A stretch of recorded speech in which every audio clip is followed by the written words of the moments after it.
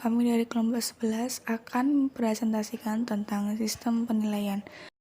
Perkenalkan anggota kelompok kami. Yang pertama ada Nisa Wadia dengan nik mahir 5038 dan Putri Alfianis dengan nik mahir 5044. Di sini saya akan menjelaskan mengenai memahami kebutuhan penilaian alternatif dan sistem pelaporan.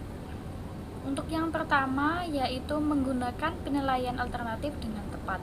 Sebagai seorang pendidik harus membuat suatu penilaian dari penilaian tradisional ke penilaian yang alternatif seperti penilaian portofolio.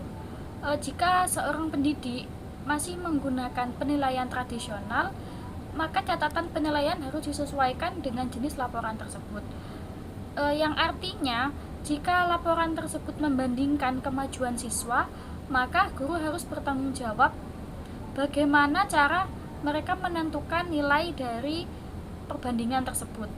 Jika penilaian menggunakan portofolio, maka guru melakukan komunikasi dengan orang tua mengenai perkembangan anak dengan perkembangan prestasi anak. Untuk yang kedua yaitu batasan nilai surat dan kartu laporan. Laporan merupakan digunakan sebagai alat yang terus-menerus untuk melaporkan kemajuan anak. Dalam pengumpulan data dan interpretasi data yang relevan dengan kinerja anak memerlukan pengorganisasian sistem evaluasi yang memungkinkan guru menggambarkan suatu pertumbuhan anak secara bermakna atau secara bertahap. Baik, di sini saya akan menjelaskan mengenai penilaian portofolio. Tujuan dari penilaian portofolio untuk yang pertama yaitu penggunaan portofolio untuk penilaian dan evaluasi. Guru melakukan suatu penilaian ini untuk mengetahui perkembangan anak selama kegiatan berlangsung. Bukan hanya guru yang dapat mengevaluasi atau menilai, melainkan siswa dan orang tua juga dapat melakukan evaluasi terhadap guru agar guru tersebut dapat mengevaluasi pembelajaran untuk agar lebih baik ke depannya. Untuk yang selanjutnya yaitu menggunakan portofolio untuk penilaian diri dan refleksi. Dalam penilaian diri ini, anak dapat mengetahui bagaimana kemajuan anak tersebut selama kegiatan tersebut. Dengan seperti itu, anak dapat memacu semangat agar lebih baik lagi. Untuk yang selanjutnya yaitu menggunakan portofolio untuk kemajuan pelaporan. Jika nilai diperlukan, portofolio ini dapat mendokumentasikan penilaian yang dilakukan selama kegiatan berlangsung agar orang tua mengetahui kemajuan anak dalam kegiatan pembelajaran selama pembelajaran berlangsung tersebut.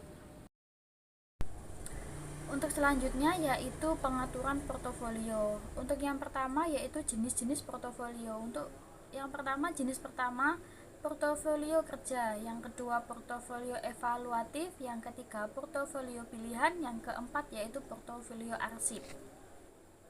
Untuk yang kedua yaitu pengaturan portofolio menggunakan pendekatan pengembangan. Dalam pendekatan pengembangan ini dibagi menjadi pengembangan motorik halus, pengembangan motorik kasar, pengembangan konsep matematika dan sains, pengembangan bahasa, dan pengembangan pribadi dan sosial anak. Yang selanjutnya yaitu pengaturan portofolio menggunakan pendekatan area. Guru mungkin lebih suka mengatur penggunaan portofolio area ini dalam mata pelajaran mereka. Dengan adanya pengembangan portofolio area ini, anak dapat memilih area mana yang akan anak lakukan, yang akan anak masuki untuk kegiatan pembelajaran berlangsung. Di sini saya akan menjelaskan tentang menyiapkan portofolio. Yang pertama yaitu langkah-langkah memulai. Langkah-langkah pertama adalah memilih tujuan, format, dan sistem penyimpanan untuk portofolio port. Kemudian, guru perlu menentukan apa yang akan dimasukkan ke dalam portofolio dengan memilih isi portofolio dan memutuskan bagaimana pekerjaan siswa akan dikumpulkan, diatur, dan ditinjau. Terakhir, guru perlu memutuskan bagaimana penilaian kemajuan siswa akan dilaporkan. Yang kedua yaitu memilih tujuan. Tujuan portofolio ditentukan oleh tujuan penilaian yang dimiliki guru. Jika tujuannya adalah untuk menilai perkembangan untuk periode pelaporan, portofolio evaluatif dengan format perkembangan akan dipilih jika tujuannya adalah agar siswa memulai tujuan pembelajaran dan terlibat dalam refleksi dan evaluasi diri. Portofolio yang berfungsi mungkin menjadi pilihan yang jelas. Jika portofolio diimplementasikan untuk konferensi induk dan bukan merupakan sumber utama penilaian, portofolio showcase dapat diindikasikan. Yang ketiga yaitu memilih format. Untuk portofolio evaluatif di prasekolah, organisasi kronologis mungkin merupakan pilihan terbaik untuk menampilkan kemajuan siswa dalam domain perkembangan.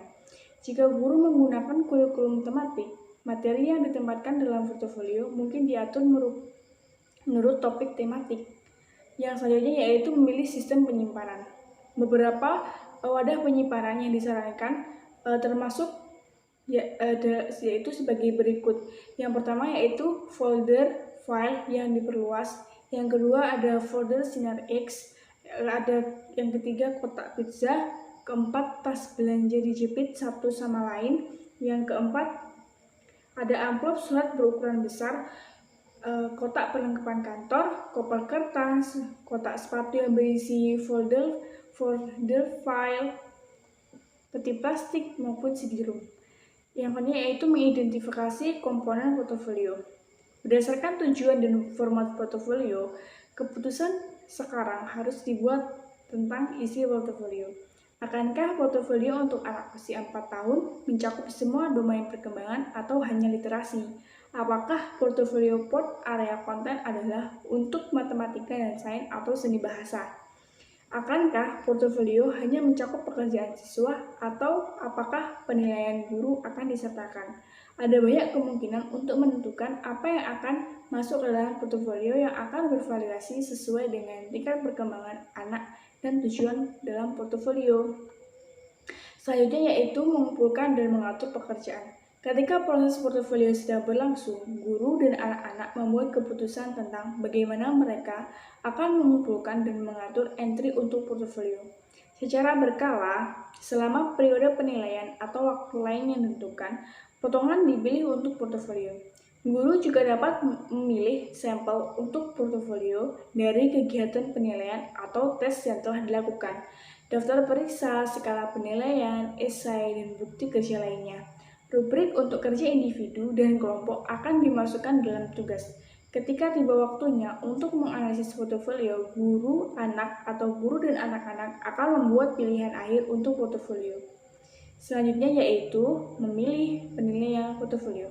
Tugas utama guru adalah menentukan penilaian mana yang akan dimasukkan dalam portofolio. Isi portofolio harus mencakup ukuran penilaian tradisional, penilaian kinerja, dan hasil observasi. Penilaian yang dipilih harus sesuai dengan kemungkinan atau tujuan penggunaannya. Pada titik inilah, semua kemungkinan penilaian yang telah dimasukkan dalam teks ini dapat dianalisis dan dipertimbangkan untuk portofolio. Seorang guru TK yang ingin memilih penilaian untuk portofolio prasekolah atau taman kanak-kanak dapat mempertimbangkan beberapa jenis penilaian, misalnya pola kemunculan dalam penilaian dan membaca dapat diatur ke dalam daftar periksa, rubrik, atau bentuk pencatatan lainnya untuk menentukan kemajuan anak dalam literasi emergence. Selanjutnya yaitu menganalisis penilaian portofolio. Secara berkala, guru, anak, dan orang tua meninjau isi portofolio untuk menentukan kemajuan anak dan bagaimana pengalaman yang sesuai harus direncanakan untuk pertumbuhan dan perkembangan selanjutnya. Untuk mempersiapkan diskusi, guru terlebih dahulu melakukan analisis berdasarkan tujuan pembelajaran yang telah ditetapkan, indikator tujuan perkembangan, dan kriteria lain yang menentukan pencapaian pembelajaran. Contoh pekerjaan, hasil wawancara, daftar periksa, skala penilaian, rubrik penilaian yang direncanakan guru, dan tugas kinerja dipelajari oleh untuk menentukan apa yang telah dipelajari anak. Pekerjaan anak seperti yang disajikan dalam portofolio dievaluasi dalam hal domain perkembangan, urutan keterampilan, dan tujuan yang ditetapkan oleh guru dan sekolah. Dengan menggunakan kriteria yang telah ditetapkan sebelumnya, guru mampu mengembangkan kemampuan profesional.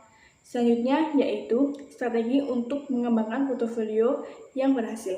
Dalam portofolionya membuat saran sebagai berikut. Yang pertama yaitu mulai dari hal kecil dan ditentukan kualitas, bukan kuantitas. Yang kedua, gunakan foto, gambar, dan deskripsi relatif untuk mendokumentasikan proyek yang tidak sesuai dengan portofolio. Yang ketiga, pastikan setiap portofolio memiliki daftar isi. Yang keempat, pastikan siswa menentukan tanggal pekerjaan mereka. Yang kelima, pilih sendiri beberapa contoh pekerjaan. Yang keenam, beri orang tua kesempatan untuk meninjau portofolio anak mereka.